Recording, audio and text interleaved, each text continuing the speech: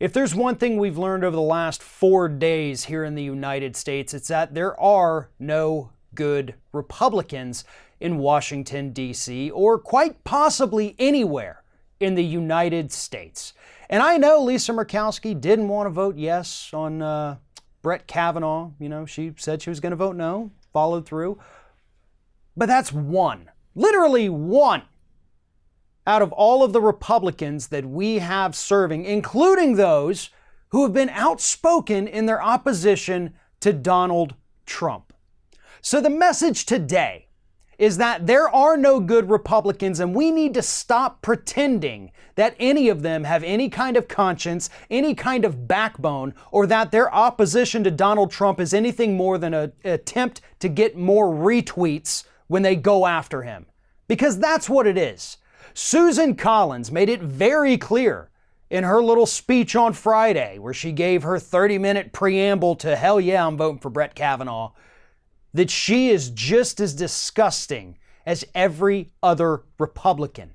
Now, she may have tried to wrap it up a little bit more nicely than, say, Lindsey Graham or Mitch McConnell, but she was essentially telling us the exact same thing that they have been saying. I don't believe Christine Blasey Ford. I do not think that Brett Kavanaugh is a bad human being.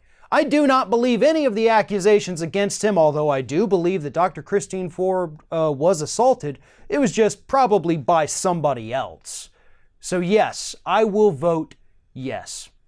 And while that disappointed a lot of people in this country, obviously Democrats who thought maybe Collins was going to have a conscience here, it wasn't surprising in the least.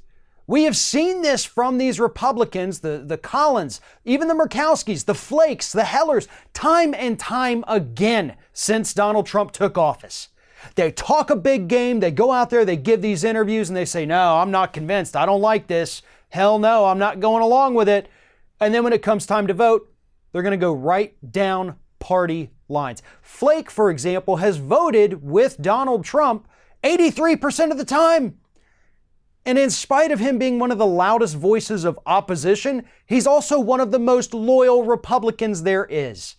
And there's a reason for that. The things that Donald Trump is doing are no different from what the Republican Party has been wanting to do forever. That's why they're going along with it. They may not like Donald Trump's style, which nobody really does except for his hardcore troglodyte base, but they want the same policies. They want the same end result. They want those tax cuts for the wealthy. They want to pack the courts with conservative hacks. So regardless of how Trump wraps it up or how abrasive he may be and how much they dislike that, they're going to vote for it almost every single time.